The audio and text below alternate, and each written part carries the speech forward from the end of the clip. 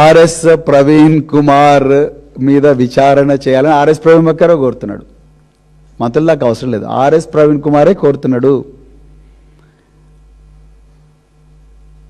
గౌరవ రేవంత్ రెడ్డి, గౌరవ ముఖ్యమంత్రి శ్రీ రేవంత్ రెడ్డి గారు సాంఘిక సంక్షేమ శాఖ మంత్రిగా ఈ రాష్ట్రంలో 1.5 సంవత్సరం ఉన్నాడు.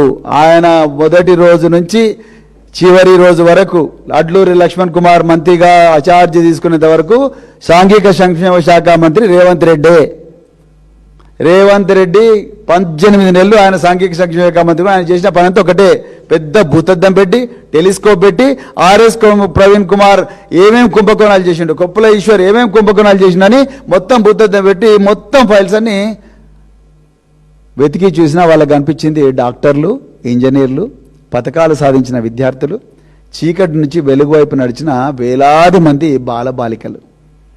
వాళ్ళకి అనిపించే అదే. నేను చాలా ఓపెన్ ఛాలెంజ్ చేస్తున్నా ఇవాళ అందరు మంత్రులను, క్యాబినెట్, మీకు దమ్ముంటే మీరందరూ పోయి సంక్షేమ భవన్లో కూర్చోండి.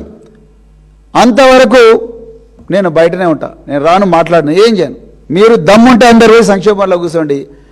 మీరు నేను అంటున్నా, మీరు కుంభకోణాలు అంటారు కదా, మీరు తీయండి, ఎన్ని తీస్తారో తీయండి, ఒక్కొక్క ఫైల్ తీసుకొని మీరు చదవండి. మీకు చదవడం వస్తే మొత్తం ఫైల్స్ చదవండి.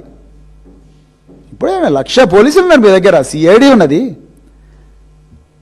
ఇంటెలిజెన్స్ ఉన్నది, గ్రే హౌండ్స్ ఉన్నది, ఆక్టోపస్ ఉన్నది, ఇంతమంది ఉన్నారు మీ దగ్గర. వాళ్ళందరినీ తీసుకొని పోయి సంక్షేమంలో కూర్చోండి. నా కోసం ఒక ప్రత్యేకమైన జైలు కట్టండి. మీకు అది లేకపోతే మీరు జైలుకు పోవడానికి రెడీగా ఉండండి. ఓపెన్ ఛాలెంజ్ మీ అందరికి కూడా. నిజంగా అయితే ఒక ప్రత్యేకమైన జైలు కట్టండి, లేకపోతే మీరు అదే జైల్లో ఉండడానికి, అండాసెల్లో ఉండడానికి సిద్ధంగా ఉండండి. This is my open challenge to you all my cabinet members.